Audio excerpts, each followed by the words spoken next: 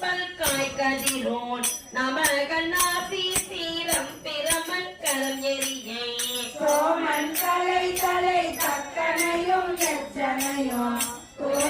செய்தவா தோல் நோக்கம் மாடாமோ பிரமம் மறிகின்ற இருவரும் தம் பேதமையால் பரமம் யாம் பரமம் என்றவர்கள் பதை போடுங்க அரணாரலுருவாயங்கே அளவிருந்து பரமாகி நின்றவா தோல் நோக்கம் மாடாமோ